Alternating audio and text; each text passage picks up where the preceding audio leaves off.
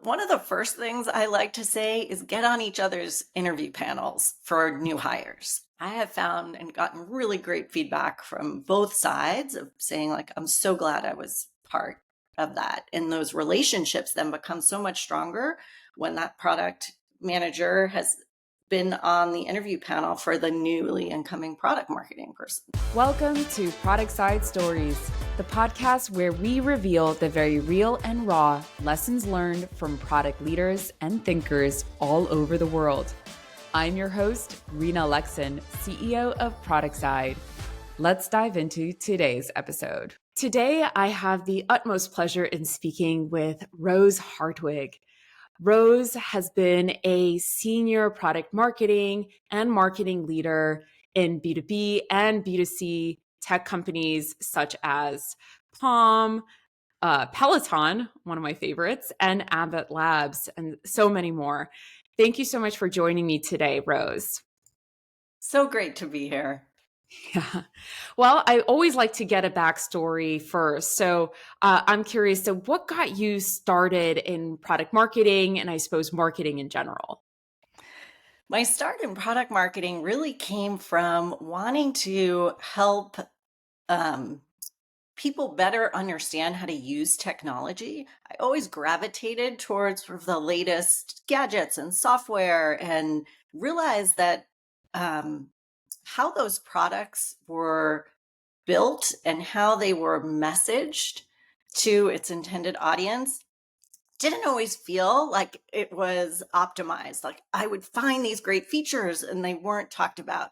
Or people would say, how do you do this? And I realized, oh, so much is unclear. And I really got excited about how can you take complex technologies and make them really simple for people to understand how to use. And then how can you take what the vision is of these products from entrepreneurs and product developers and engineers and find those key pieces that really delight and excite the consumer or customer, and then work on how you create an experience around that. So it's not just selling something to a consumer, but really showing them the value it provides and then helping them on their journey, getting started, telling their friends about it, coming back for more, re-engaging. So that was the start of what drew me to it, and it just grew from there. Yeah, well, I think you make a pretty good point. Sometimes when we work with product teams, we find that they're very much stuck in this almost incremental approach of they're adding a lot of different features. And one of the things we like to tell them is your job is also to help make news, right? It's not just about adding this tiny incremental feature here and there. It's how do you actually tell the story of the why behind all of this product development work? And then I like it in the sense of I think there's a huge skill set required around telling that complex story as simply as possible and bringing forth the, like, not burying the lead around why this is so valuable to the end consumer. So I think it's really hard to do. So it's wonderful that you're able to kind of know that that's a common problem for a lot of product teams. Absolutely. I mean, I'm thinking about just the range of products I've worked on over the years, and everything from e-readers, like ebook, like there was the Kindle, and Barnes and Noble had the Nook, and how talking to book lovers about reading not on paper, like what is getting them excited, what's the convenience that they get, what are the situations they find themselves in where, wow, it would be really useful to use something like this, and not trying to convince them not to do what they're doing already, but how do you use a storytelling to tell them, well, you could read more, right? If you're a book lover, you could actually read more in the dark, in bed, in situations where it's really challenging, on a plane where you don't want to carry something, um, Yeah. rather than try to convince them that what they're doing now, isn't what they should be doing. So I love those insights too, where you're sharing back to teams not like the solution to new uses Mhm. versus convincing someone to give up, or move away from a behavior they're enjoying. Yeah. So what I'm hearing from you is that it's really about giving the person a picture of the dream of, if you had this product, this is the better you, not necessarily trying to make them feel bad about not having it, or that their alternative is, like, usually we lose a lot to doing nothing, right? So in the teams that, in our experience, where there is, let's say, misalignment between what product management and product development teams are working on and how the company is actually talking about those products, I think it really stems, and kind of we were just talking about it, it stems from this idea that product management, your job is to get that product on the shelf, and product marketing is now going to get it off the shelf. And it's like there's this sudden passage between one team and the other around all of this knowledge around, okay, it's done, now go and sell it, right? So, I mean, that's not how it works, but it feels sometimes with misaligned messaging that somehow companies are actually behaving this way. Yeah, like there's some magical handoff point where it's like, okay, now you take it from here. And I really am not a fan of that approach where there's some baton being passed at a, imaginary point in time, or it's a much stronger collaboration when there's involvement early. And Mhm. in my experience, the product manager, yes, to the product vision, defining and developing the product, really taking customer insights and building product requirements off of that. On the other side, you want your product marketing team involved early, because you want those additional market and customer insights translated into how you're going to bring that product to market. What's the story you're going to tell out there in the marketplace? How can you bring it to life? And the more that the product marketer and product manager are collaborating early on and on the same page with the vision, the Mhm. why, I think the better and stronger the story when you are ready to go to market.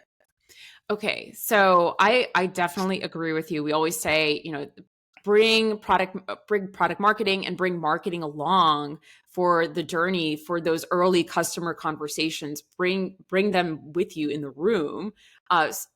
This is what we say to product managers. But I also know sometimes it's really hard because there's so much uncertainty earlier on in the process, right? There's so many more steps that a product manager needs to go through with validating that these are really valuable problems.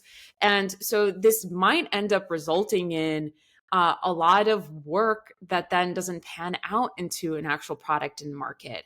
Or there could be a lot of delays, right? So it's really hard to plan at that early stage. So, do you have any suggestions on how these teams can better collaborate, knowing that sometimes it means that work doesn't go anywhere?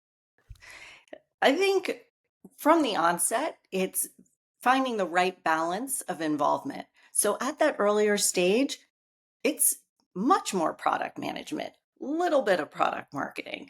So it's knowing when to bring your counterparts in for those conversations, and not to have them involved in every part of it, but to Mhm. say to them, here's what we're exploring. Here are the hypotheses that we're taking forward. We'll fill you in on what we learn. And then that product marketer can say, like, okay, I'm going to wait till it gets a little bit further on, but I understand what they're trying to prove out, or I'm understanding what's happening at this concept, very early concept Mhm. ideation phase. But once you get further in, I think it becomes more and more important to then say, okay, are we aligning on expectations, so that that product marketer can be thinking, okay, what timing are we talking about? What initial feature set are we talking about? So they can start planning in an effective way. My husband, who's grew up through product management, so it gives me a little bit of a, and I was actually on the product marketing side at the same time. So we always have these conversations. But he talks about kind of these two phases of product management, which are funny. It's like it's either um, too soon. Hold on, let me get this right. Too soon to tell or too late to kill, right? So it's like it's too soon to tell is what you're describing, right? Yeah. It's like, okay, let's wait a little bit longer, but you don't want to wait till it's too late to kill, because then what do you do as a product marketer? Now you're handed something that maybe you aren't clear on what the expectations are. So I wish it were the case that it was never too late to kill. That really should be that way. But I do know that there's definitely that moment where it's like you've sunk too much into it and you feel like there's too much value destruction at that point. So it's so funny. I've never heard that before. Well, okay. So in your experience though, and you've now collaborated across so many different types of industries, and what I'm thinking is that, Peloton has a different, because it has, hardware and software components, has very different life cycle to, let's say, something that, is more B2C and easier, maybe a software product like at Google, for example. So, do you find that there are common ways in which these kinds of different product teams can collaborate? What have you learned from working in all of these kinds of industries? I think, for me, clarifying the roles and responsibilities, as we were alluding to earlier, where is Mhm. product management taking the lead? Where does it make sense for product marketing to come in? And what's that value that they can provide at that stage in the process? Really important. Expectation setting would be the other. Turn assumptions into agreements. So, what are Mm. we thinking? What are we assuming is going to happen? Okay, are we writing that down? Are we aligning on that? So, what is the expectation for delivery? Okay, are we writing that down? Are we all clear on when that's taking place? I find that a lot of miscommunications or misalignments sometimes stem from difference in assumptions. And Mhm. so, to try and really minimize that, more frequent communication, so having some more formal planning meetings where you have those agreements that folks can align behind, getting key stakeholder in that same room, right? Again, assumption alignment. I think that's really, really important. And I feel like for the projects that went smoothly, those were the pieces that were in place. Where we ran into hiccups, it often stemmed back to misalignment on expectations. So maybe let's dig in there. So I feel like everybody's experienced misalignment of expectations, especially with, I'll talk about myself as a leader. Sometimes I am 2 or 3 steps removed from the actual work being done. And there has been maybe miscommunication or something happened where, I expected A and I got like F or D, right? So how do you think about the communication plan for all of the different stakeholders involved? And how do you even call out that you've made an assumption? I think sometimes people don't even know that they're making assumptions. That's a really good, that's a great question. And I think the key to that is making sure the questions that you have on your mind are answered somewhere. So we kind of Mm. keep this running list of outstanding questions or things that would just come up as we were going through the planning process. Has this been decided? No. Okay, let's make sure to follow up and figure out what inputs are needed for that decision to be made. Okay, when should that decision be made? Okay, can we have input into that decision? Who else needs input into that decision? So sometimes it's even just getting, I find that if you can frame it as questions that you Mhm. have, so it's like, I'm curious to understand, when are we thinking that we'll have a better idea about the delivery of these features, because we are thinking those are the ones we'd like to emphasize. And so if there's some risk there, when is that point in time that we can determine in, out, because, and then the because is really important. right? It's so that team feels like, oh, it's not just because marketing has decided that they need it by this date. It's like, actually, this has these implications. Oh, and by the way, have we talked to manufacturing? Have we talked to operations? Is there an implication on their end? Right. So sometimes it's like broadening some of these decision communication meetings so that different teams who have a stake in those decisions can also say, okay, here are my questions. And that's how I feel like, especially at Peloton, we really tried to systematically address a lot of the, what I would say, like expectations on the minds of different teams. Yeah, I always feel that there is how did you put it at the beginning? Almost like a balance though, because if I start to think about inviting all senior leaders, like all stakeholders to every single meeting, those meetings, there'll be months apart, right? By the time you get everybody on everybody's calendar, and so there's definitely a balancing act involved in terms of making sure you're communicating in the right formats and you have the right people in the room. And I think you're right that this is very, very important. And that's why by the way, stakeholder alignment is one of the things, top three problems for product teams, because there's just so many different stakeholders and ways in which to communicate with them. Okay. So do you have any from from all of your experience, maybe some stories to share about collaborations that didn't quite go as planned and what you could learn from them? Yeah, I can definitely touch on that. And I was going to say, I have been in meetings where there have been, upwards of 40 stakeholders across an What? organization um, to align on key decisions.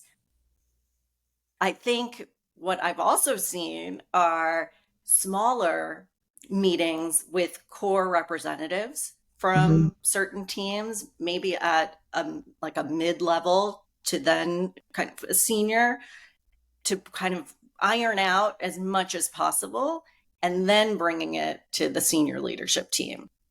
But having that core group, just, I mean, without having some forum for other functional areas to really give input, I find that things get skipped.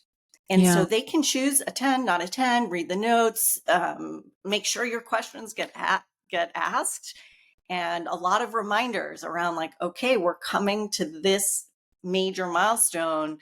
This is it. Like participate, or we're going to continue to move on. Um, and So so, and Rose, documenting that. even with those, I love the idea of a core group because again, otherwise I can't believe you've been in, I don't know, those 40-person meetings, how useful they are. It's like a town hall, right?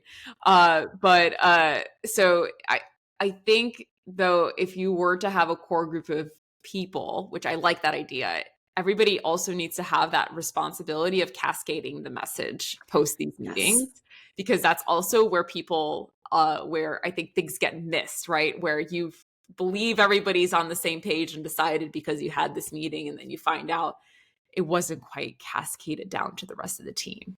So important. Yeah. Absolutely cannot forget that step. Yeah. Well, so again, just curious because I know when we like to talk about the different stories or stories of success, and then there are stories of challenge and struggle, and I feel like we learn Yes. so much from the challenge and struggle. So, how have you in your career learned from some of those moments around, hey, this collaboration isn't really working very well, and maybe it's the people involved or the process, and what did you learn from that? Yeah. I think I've so much. So if I start with product marketing, I think there was someone I worked with who had the phrase, things get off the rails when product marketing forgets the first half of their title.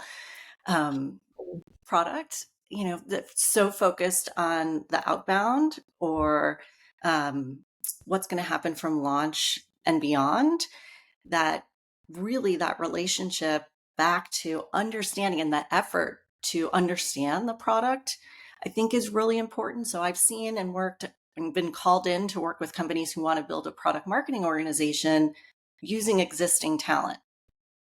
So what happens there? Well, you have to make sure that existing talent has the skill set of what a product marketer needs. And I think that's really important because that's the foundation of trust with the product managers. And so building that product marketing organization, recognizing like, okay, if we do need to start with people who are within the organization, how do we quickly augment with people who have that experience as product marketers so that we're building that muscle and they're the ones teaching and training and growing the team based on the experience they have. I think it can be really tricky to build that organization without folks who really have been immersed in working with product teams. So I would say that's something, a learning that I've taken with me and that I absolutely feel very strongly about. The other, that we could have a whole hour on this, Rena, I would say is communication strategy. I feel like so many times there's been a situation, it's like, or a decision that has to be made on when that product is launching. Sometimes product teams feel like, well, it's ready, let's get it out there. And the marketing team's like, well, we only have this many resources, or why can we bundle a number of these Mhm. features and updates and new products together so we can actually have a moment in the market? Because it's really hard to get your new update and product discovered in one-offs and just kind of peppering the market. But the product team wants to get that product out there and in use and get that feedback and iterate on it. And so I think what I would say learning wise coming out of that is to really look at the roadmap together, expectations on when updates and announcements should be made, and to really work with the product team to say when just because it's ready doesn't mean it will be launched at that moment. So how can you work together on identifying when things will be ready, and then when it does there feel like there's enough, you know, to then say, okay, we want to maximize the success of this product. So let's group a number of things together, or time it around some other major moment. And I see so many missed opportunities at companies who are just sort of are releasing, but the market is not paying attention. And their audience just, it's a miss. And so I think there's a lot of value in having input into a roadmap, not necessarily from the development standpoint, but from the timing of launch. And I think that's a big one too. Yeah. Um, So yeah. have you found it be successful, especially when we're talking about iterating on a product, where maybe the product team does push a new release out to the market? Maybe it even pushes it to just like a segment of their user base so that they can get that feedback and continue to improve and iterate on it while marketing team starts developing the marketing plan. Have you seen that work, or does it get too Yes. confusing? I have seen that work. I've definitely seen that work. And I think, again, back to it's the how.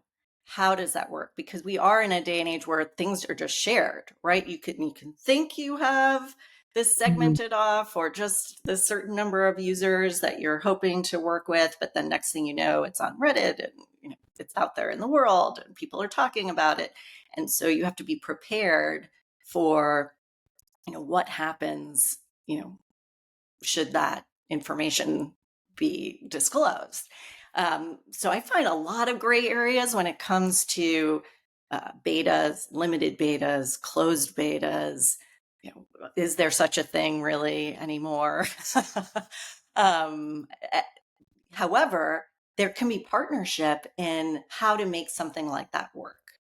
Like, okay, what is okay to be talked about in the marketplace, and how might we even mention that, hey, this we're looking to innovate in this area Mhm. and turn that into a positive, but at this time we're working with a limited number of customers to help us advance what we're looking to do in this area. Stay tuned, rest of audience. We'll keep you updated. So I have found it to be successful when you can sort of marry the how do we set expectations and assume that it will be out there in the market, or at least talked about it. So it's very hard to keep a lot of things confidential when you're thinking about having a small group of users testing your product. Yeah. So I think as long as you can strike that balance, working together is very helpful. I think you're probably in a pretty good position out in the market if that's what you're really worried about is that, my users are going to start talking about these new features before we've totally marketed them. I like that as a problem to have. But you're right, you need to be thoughtful about it. If you're going to be releasing it, it's not necessarily going to be strictly confidential. Now, what about pivoting? So there are so many situations where you think you're going to launch something, you might even want to launch it for a specific market. And then you get information either in the market that potentially that problem doesn't really exist in the same way. Maybe it's not as valuable to solve, so people aren't willing to pay. But there may be another audience that could really benefit from whatever your solution was. And how do you pivot, because you're not just pivoting, you're it's like you have to pivot more than just your messaging and your positioning. It's almost like you're pivoting the entire product, right, to solve a different need.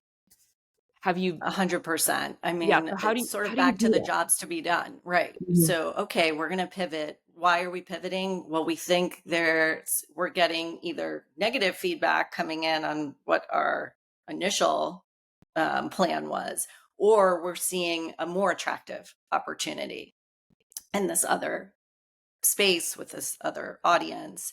And so then it's very clearly being able and quickly being able to define, okay, who is that? What are their needs?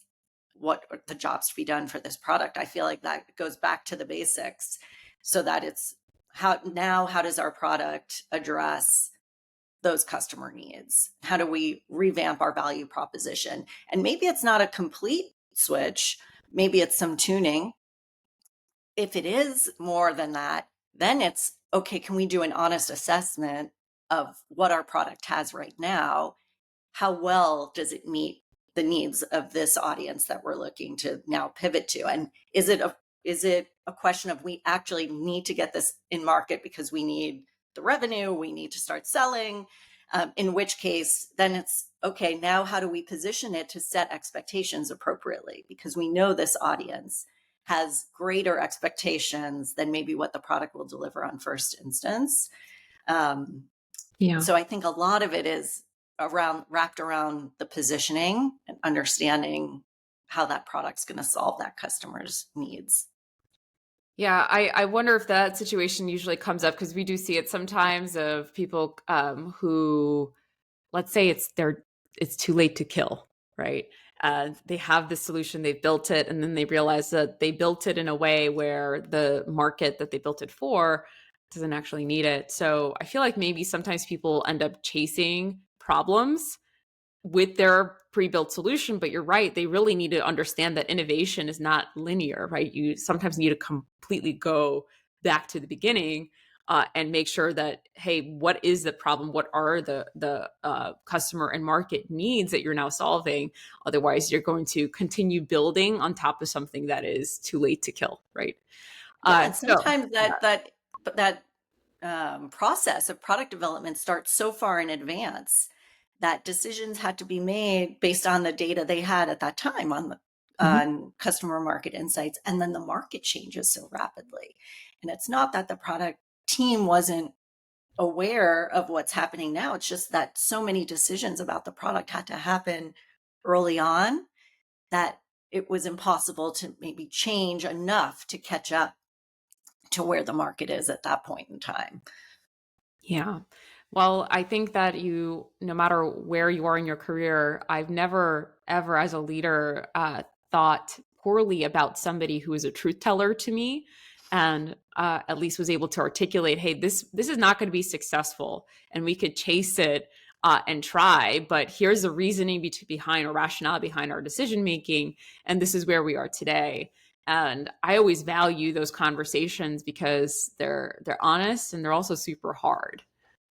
Very hard. Also encourage those conversations because I think it allows teams to then prepare. I think it's really hard to sometimes say that truth within an organization, but it makes it really hard to prepare for what could potentially happen. So if you feel like, okay, that product, you're not feeling confident in how it's going to be received in the marketplace, what can you start working on to bolster that, change that, you know, rapidly iterate, come and unless you really feel like you have to like go back and think about an absolute pivot.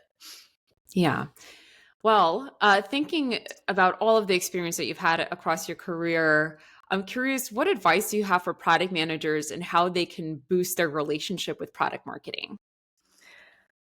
One of the first things I like to say is get on each other's interview panels for new hires. I think that leads to a really strong understanding of, what are we looking for in candidates on both sides? What do we value? How do we assess the people that we're seeing?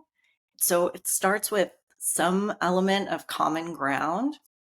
I have found and gotten really great feedback from both sides of saying, like, I'm so glad I was part of that. And those relationships then become so much stronger when that product manager has been on the interview panel for the newly incoming product marketing person.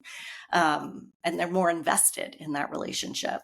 So I think that's one of the key things that I recommend. And the other is the turning assumptions into agreements. So really working together to say, okay, what's getting delivered? When are the big decisions getting made? What product marketing might consider a big decision. And then from the product team, what do they consider a big decision? And saying, okay, do we have that written down? Do we agree? Are we aligned? Yeah. Well, thank you so much for sharing your insights, Rose. It was wonderful to have you here today. How can people find you after they've listened to this podcast? You can find me at marketingfluency.com. You can also follow me on LinkedIn, Rose Hartwig. Thank you so much, Rose. And thank you all for tuning into another episode of Product Side Stories. I hope today's insights inspire you and propel your product journey forward. Remember, every challenge is a lesson waiting to be learned. And you can also visit us at productside.com for more free resources like webinars, templates, playbooks, and other product wisdom repackaged for you. I'm Rina Alexin, and until next time, keep innovating, keep leading, and keep creating stories worth sharing.